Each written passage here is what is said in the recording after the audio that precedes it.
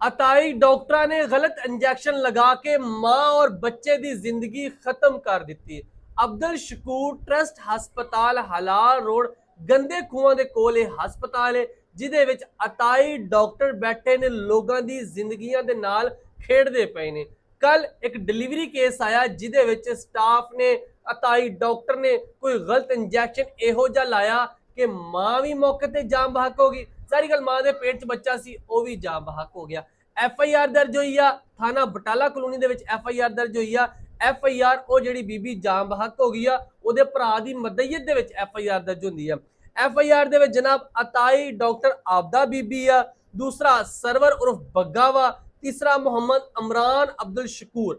ਇਹ ਤਿੰਨ ਮੁਲਜ਼ਮਾਂ ਜਿਨ੍ਹਾਂ ਦੇ ਖਿਲਾਫ ਪਰਚਾ ਦਰਜ ਕੀਤਾ ਔਰ ਕੁਝ ਸਟਾਫ ਵੀ ਆ ਜਿਹੜੀਆਂ ਨਰਸਾਂ ਹੁੰਦੀਆਂ ਵਾ ਉਹ ਵੀ ਹੈ ਵਾ ਨਾਮਾਲੂਮ, ਉਹਨਾਂ ਦੇ ਨਾਮ ਦਾ ਨਹੀਂ ਪਤਾ ਸੀ। अच्छा जी, इन्हों का कहना है कि यह भरा की मदद परचा दर्ज होया। भरा का कहना है कि मेरी भैन जिदे 4 बच्चे सीगे, 4 बच्चों तो बाद फिर हामला हो गई। असी रेगुलर इस हॉस्पिटल के चैकअप करवाते रहे सी। इन्होंने सानू टाइम दिता सीगा 29 तारीख का। असी दिन 10 बजे इन्हों को पहुंचे। इन्होंने जाके कहा जी इन्हों का ऑपरेशन होना वा वड्डा ते असी ऑपरेशन करन लगे हैं, असी डॉक्टर नूं बुला लैने आ। उन्होंने कोई बेहोशी का पता नहीं किहड़ा टीका लाया, टीका लगाया ही ते फौरन जिहड़ी ओह बीबी सी, जिहड़ी खातून सी, वो बेहोश हो गई। वो होश दे विच आई ही नहीं। उन्होंने की किया, उन्होंने इन्हां नाल कोई घर वाले लड़ाई झगड़ा किया। उन्होंने कहा जी अपना मरीज ही लै जाओ, असीं तुहाडा ऑपरेशन ही नहीं करना। इन्होंने फटाफट एंबूलेंस बुलाई, बुला के लाइड हॉस्पिटल लै गए। उत्थे लैके गए तो उन्होंने कहा जी तुहाडी जिहड़ी मरीज आ ये जान बहक हो गई है। उहदे तो बाद उन्होंने रोला पाया, पुलिस नूं दस्सिया, पुलिस पहुंची, पुलिस ने फौरी FIR दर्ज की। FIR दर्ज करके इन्हां मुलजमां नूं भी गिरफ्तार कर लिया। ये जिहड़े अताई डॉक्टर आ, हुण मैं जिहड़ियां ओह मावां भैणां जिहड़ियां अपने घर बह के साडी वीडियो वेखदियां उन्हां वास्ते मैसेज आ, चंद पैसिਆਂ ਦੀ खातर तुसीं अपनी जिंदगी दाव ते ना लाया करो।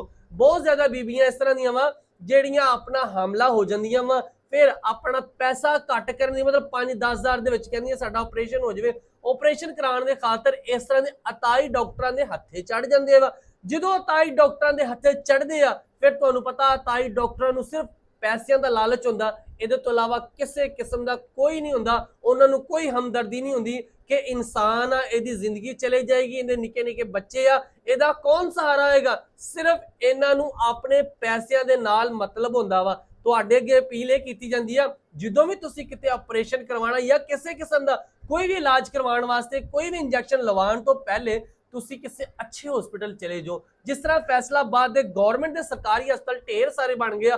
पहाड़ी करोड़ जनरल हॉस्पिटल हैगा वा, फिर सिविल हॉस्पिटल आ, लाइड हॉस्पिटल आ, फिर गुलाम मोहम्मदाबाद जनरल हॉस्पिटल आ, फिर समनाबाद हॉस्पिटल आ। मतलब सरकारी हॉस्पिटल फैसलाबाद बहुत ज्यादा वा जिथे सारे तुहाडे केस किए जाते हैं। तो फिर तुसी बजाए इस तरह के अताई डॉक्टरों को जान दे तुसी उस सरकारी हस्पताल दे विच जाओ जिथे तुहाडा इलाज भी ठीक होवे, तुहानू किसी किस्म का कोई मसला भी ना आवे। हुण ए अताई डॉक्टर ने वो मासूम जान ते लै ली।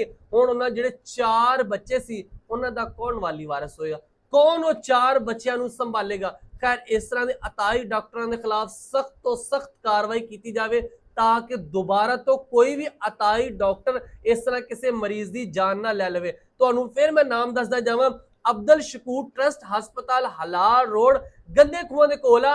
इस हस्पताल तो तुसी जरा जा परहेज करना वा जो भी तुसी कोई इलाज वास्ते जाना, सरकारी हॉस्पिटल जाना, ना कि इस तरह के अताई डॉक्टरों के कोल जाना।